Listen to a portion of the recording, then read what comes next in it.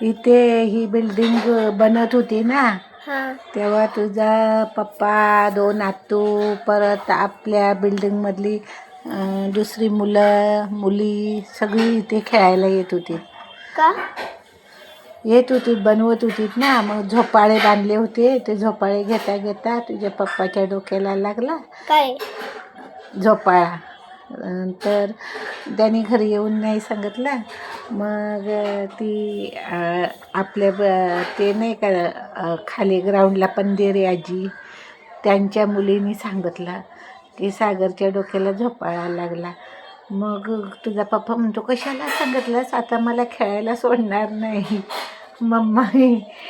मग ती म्हणते, मग हळद लावून घे ना, अशी म्हणून सांगायला लागली.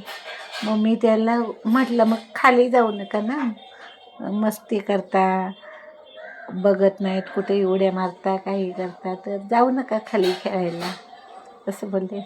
मग मोठी आतू पडली की रडायची, पण पप्पाला काही लागलं तर रडत नसायचं.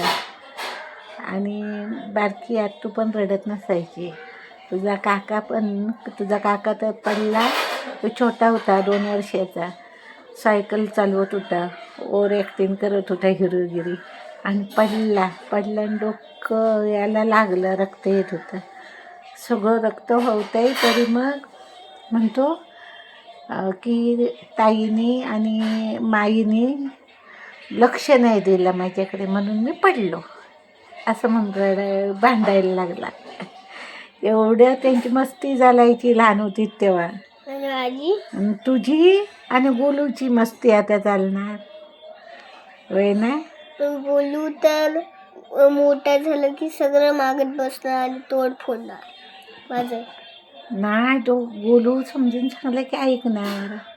आपण दादा आहे ना, आपण त्याला समजून घ्यायचं, तो छोटा आहे, मग तुझं ऐकल सगळं.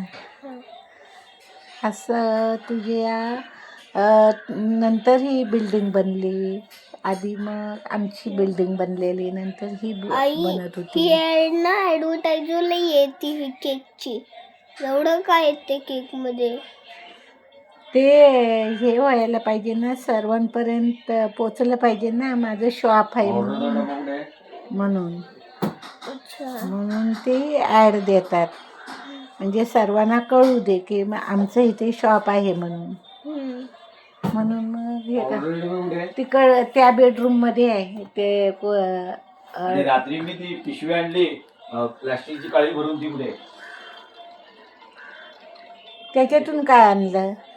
कुठे आहे ती? काय आणलेलं त्याच्यातून? काय आणलं होतं? श्रावणीला विचारा.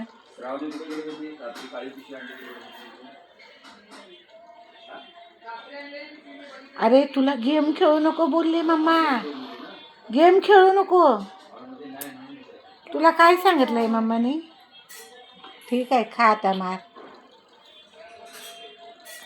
श्रावणी, हा गेम खेळतोय आता, घे.